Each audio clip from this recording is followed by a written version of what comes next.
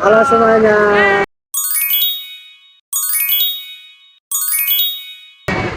Kita mau makan siang nih. Mau makan siang di mana nih? Nih, kita geser.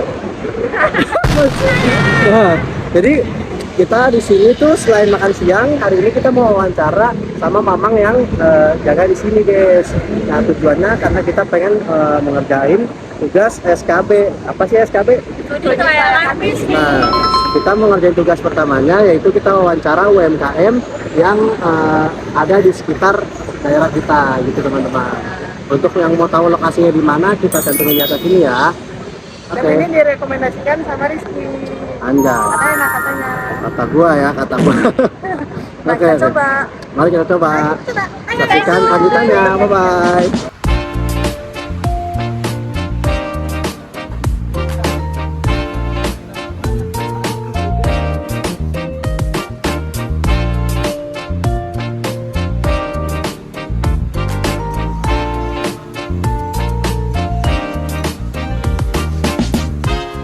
Nah, gimana nih teman-teman?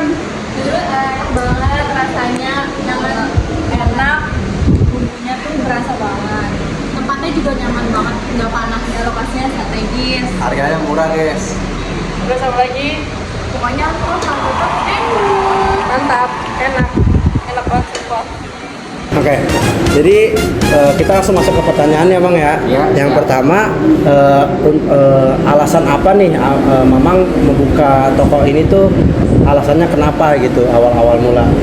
Kalau awal mula saya usaha, emang kebetulan di keluarga saya itu usahanya soto semua ya. Jadi mungkin bisa dibilang turunan gitu apa ibaratnya warisan keluarga gitu ya. Selain itu saya juga dulu pernah kerja di orang di soto juga. Terus makin kesini saya makin kembangin usaha saya. Jadi setelah nabung sekian lama, kemungkinan saya inisiatif buka sendiri daripada ikut kerja gitu. Oke, pertanyaan yang kedua nih. Ya. Nah, berapa kira-kira modal awal yang Mamang keluarin nih buat usaha ini pertama kali merintis? Kalau pertama merintis saya nggak di Hitung. ruko ya, Ya, maksudnya nggak di ruko. Saya untuk pertama merintis itu mungkin di pinggiran jalan dulu ya, kayak kaki lima lah. Nah di situ kemungkinan habis kurang lebih sekitar 15 juta lah. Oke, 15 juta itu modal awal. Oke. Modal awalnya. Lalu pertanyaan yang ketiga, kira-kira dari produk yang Mamang jual ini range harganya mulai dari berapa sampai berapa nih? Kalau untuk menu sotonya aja di harga 15 sampai 20 ribu. Oke. Iya. Lalu pertanyaan yang selanjutnya, tokonya Mamang ini saat ini udah buka di beberapa cabang atau gimana, Mang? Untuk saat ini masih satu ya. Masih satu di sini. Karena dulu sempat buka di sono kurang jalan. Jadi kemungkinan yang di sono saya tarik kembali. Jadi nggak tetap di sini bukanya sekarang. Masih ada satu di sini. Masih di sini doang satu. Oke. Lanjut. Siapa? Untuk pertanyaan selanjutnya, Ya. biasanya itu pembelinya siapa aja ya, Mas? Kalau untuk soto dari pembeli itu kemungkinan nggak ada patokan umur ya. Mungkin soalnya kayak dari mungkin anak sekitar 10 tahun sampai Belasan itu.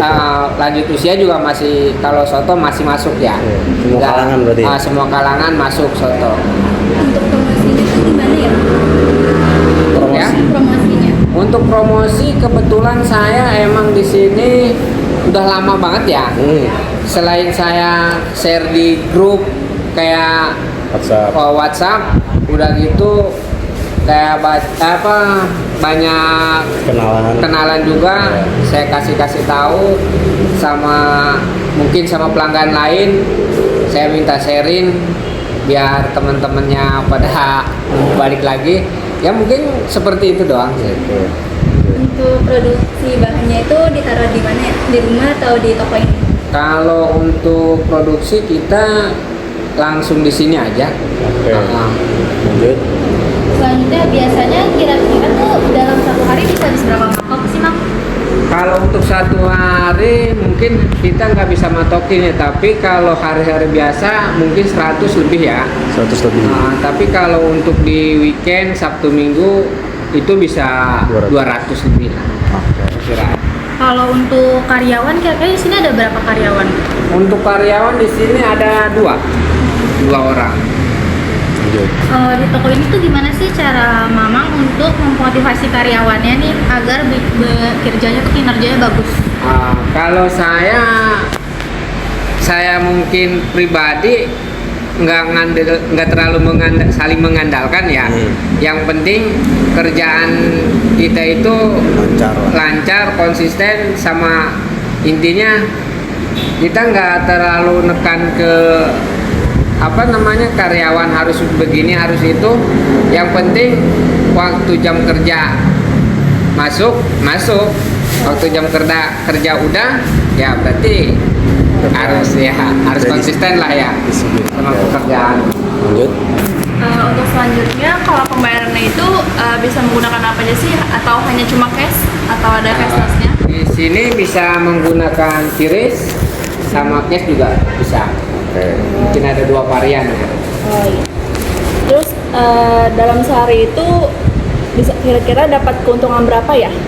Kalau keuntungan kemungkinan bisa, kalau untuk hari biasa 300-500 masih masuk ya. Itu hitungan kotor ya. Nah, tapi kalau misalkan untuk weekend atau Sabtu Minggu itu bisa sampai 1 lebih lah. Oke. Lanjut. Terus untuk selanjutnya alat atau aplikasi apa sih yang digunakan untuk mencatat keuangan? Aplikasi atau buku gitu. Paling saya kalau aplikasi belum ya. Iya. Belum paham saya. Ya, Mang. Kalau paling buku dah. Buku, pakai buku akuntansi gitu. Kayak buku catatan gitu ya. Manual berarti ya? Manual, cara manual. Kalau ini Aplikasi masih belum. aplikasi saya masih belum paham ya. Oke. Menurut Mamang, keunggulan atau hal apa yang membuat soto mie ini berbeda dari yang lain? Diferensiasinya itu.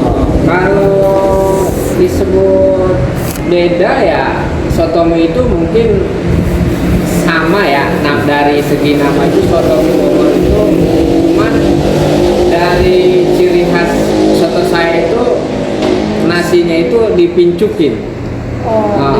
Nasinya dipincuk, jadi itu yang bikin ciri khas tersendiri untuk saya gitu. Jadi selain rasa, di sini mungkin bukan satu, puluhan mungkin ya daerah sini itu soto mie Bogor. Tapi ya alhamdulillah sekian banyaknya mungkin bisa dikatakan saya para pelanggan itu kalau saya tutup pada nelponin gitu. Alhamdulillah. Oke. Selama menjalankan usaha ini, tantangan atau ada tantangan apa yang abang hadapi? Kayak mungkin misalnya dari persaingan atau lokasinya yang kurang sesuai. Kalau tantangan ya jelas ada ya. Mungkin dari saingan, terus selain saingan juga sekarang bahan baku sama bahan-bahannya pada naik. Jadi untuk saat ini yang saya ini tetap harga nggak naik ya, saya pertahanin di harga, terus kualitas saya kasih yang terbaik lah.